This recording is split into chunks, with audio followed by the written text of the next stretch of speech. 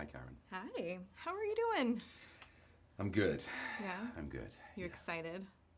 Yeah, I'm excited. I'm overwhelmed. I'm grateful. I'm happy to be handing this over. Yeah. Yeah. How did it feel to be at the premiere the other night and getting to see your work up on the screen? Terrifying, overwhelming. It's we make this show or we make any art in like a bit of a vacuum. We don't really think about sort of handing it over at that point in time. So yeah, it's always a strange experience to sort of have left it behind for almost a year now, and then to be like, here it is finally. And I hate seeing myself on screen regardless if I'm in prosthetics or not. So yeah, it was cool, but it was weird. Yeah. Well, we'll come back to the prosthetics and all of that in a minute, but if we can, I'd like to go back in time a little bit to 2007. I was with some friends and we went to the movies and we saw the new Tim Burton movie, and I saw you and Sweeney Todd, and it was just, that kid's going to be a star. And when you were at the early stages of your career, what was it that you hoped that your career would turn into? A career, something that I could do, something that I could live happily and pay my rent doing. I got asked that question not too long ago. Somebody said, what are you most proud of? And I said, just the fact that I've been able to do this is huge for me. Like, if you told like me at 12 years old, who was on stage at his local youth theatre playing the French Mouse in a production of Alice in Wonderland, that in 25 years we'd be doing this professionally, he would have jumped around and, I don't know, just screamed. So what I hoped it would turn into, I suppose, is just something that I'm doing, which is wild. That's wild to me. And it's not to say that it hasn't been without its peaks and troughs. I think I used to look at careers and I used to think it's just this sort of like steady upward trajectory, you just this ramp that goes up to, the sky and the stars or whatever. That's just not the case, when you make art, or I think if you want to pursue a career in the arts or whatever it is that you want to do, there's always going to be times where, for me, I call it my higher power, but like for me, when my higher power goes, how much do you want this? And you go, more than anything, it goes, all right, I'm going to give you a rough 12 months. Here we go. And you're like, okay, God, and you don't work, and you have to find other creative outlets to keep you going or whatever. And I'm so lucky that I've just been able to be here, sat in front of you today. It's wild. Yeah. But you've worked really hard, and you absolutely deserve to be where you are today. Thank you. Yeah. Thank you very much. So when you joined Stranger Things in season 4, what was it like to step into a role where you're coming into a show that already has an established fan base? Everybody else already knows each other, and you're kind of the new kid. What was that like? Terrifying. Yeah. I mean, absolutely terrifying. I remember my first day sort of on set filming. I was Vecna, and it's the scene in season 4 where I kill Fred. And I'm walking down this very sort of tight, long, dark corridor almost. And I remember turning around to Nick, our A-camera operator, and saying, listen, you've been a part of this show for a really long time. You guys are family. If I'm in the way, if I'm blocking anything, I'm in the light, whatever it might be, just tell me to fucking move. I'm here with respect and reverence for what you guys are up to. But that was internal, because externally, everyone was just so warm and welcoming.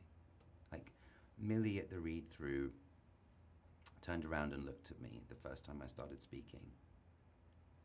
And she just shone and, like, let me in. And I was like, oh, this is going to be amazing. This is going to be beautiful. We're going to have a lot of fun here. So, yeah, I was scared but everyone was really nice to me, so I had no reason to be scared. I understand that feeling. Yeah. New kid at school.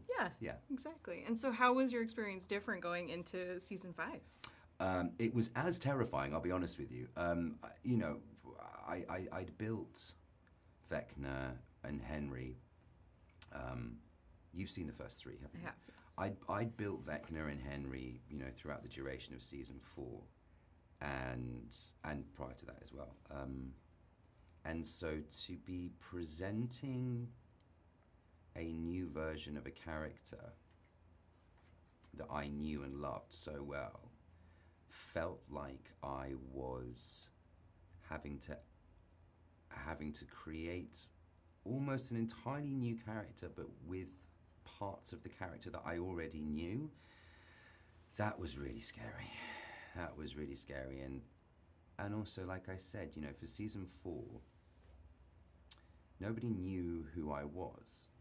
I knew who I was. I knew ultimately what my arc would be, but nobody else did. But with season 5, everybody knows who I am. So like, new characters that are coming in that I'm interacting with, they're looking at me knowing that, you know, I'm the bad guy, which is really hard because you want them to be like, no, I'm sweet, I'm nice, trust me. And they've already seen you know, murder a bunch of other children. So that was scary. So I definitely felt like I was stepping into something that I knew but also didn't know at the same time. It was a lot. Yeah. So how did you approach getting to know this new version of Henry, essentially? So Matt and Rostoffer and I, and if you get to talk with them, I'm sure they'd be happy to tell you, I used to send them many text messages about process that I was going through, and I think ultimately it was about the understanding of taking certain parts of who he was, burying them further back, and stepping forwards with this malintent that's wildly inhumane, but still being able to retain a vague sliver of humanity as well at the same time. And as the season progresses, you'll see and understand that more. So logistically, what I did for season 4, I made a big mood board of Henry. I did one for Vecna as well. But so for season 5, what I did is I took the core memories of the things that I had considered, things like, you know, relationships with parents, you know, all of the trauma stuff that he's carried with him. And that was in the middle. But that was the memory that was super far back. That was the thing that couldn't be touched almost.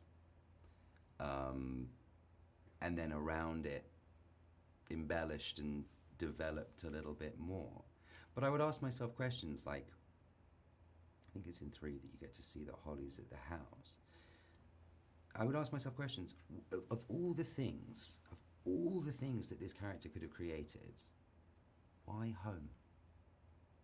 Like, what's that about, you know? And if he sleeps, where does he sleep? Is he in his room that he had growing up? Or is he in his parents' room? You know? And so it's about trying to connect to the humanity as much as possible in a very monstrous character. Yeah. Yeah, well, a lot of actors that do play villains, they talk about that they have to approach it as not seeing themselves as the villain. Is that true for you too? 100%, 100%. I think with any character that you play, you have to love them. You just have to love them. You have to nurture them. You have to be able to understand them. So, yeah, I mean, it's often that sort of age-old thing where people are like, oh, they're just misunderstood. But we have to feel that way about them because otherwise it's sickening. And it's really hard to do your job. Feeling unwell about what it is that you're doing. Which was more challenging for you to play? This beguiling Henry in this suit who's kind of luring away children, or Vecna who's in the prosthetics and very monstrous? I certainly... I have to be so careful because we haven't released the roster of the show. From the get-go this season, I felt closer to Vecna.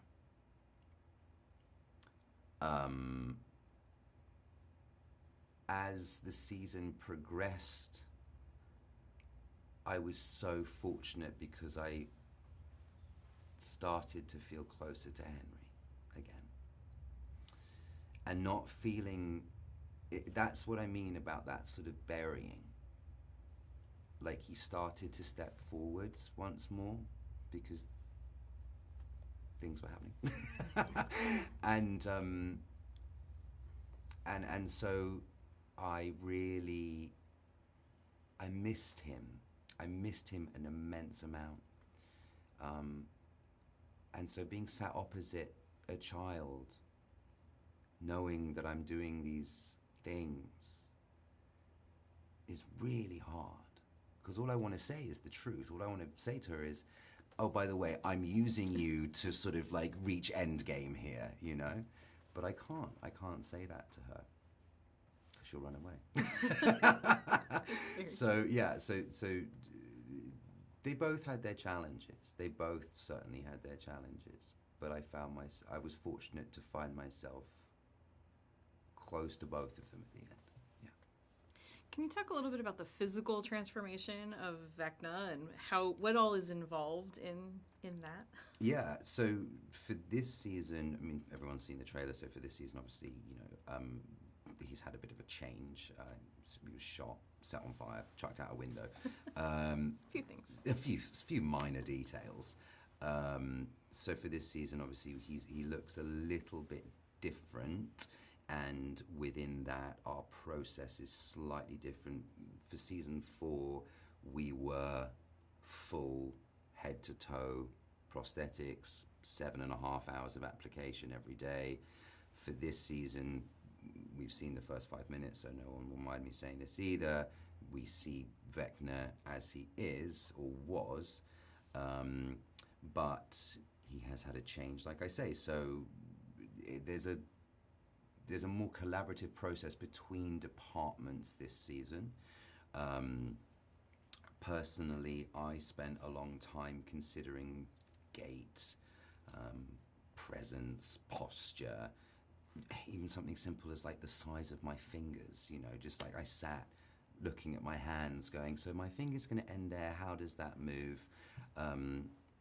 Using reference, this character is not, even in human form, this character is not sort of running and rushing about. Everything is considered, it is poised, and just powerful. So just being able to hold yourself in that particular way, knowing that, I'm a believer in, sort of auras and things like that. So like knowing that I had like 2 inches of like foam latex on top of me, just like energetically just pushing myself out that little bit more was really fun and interesting to consider.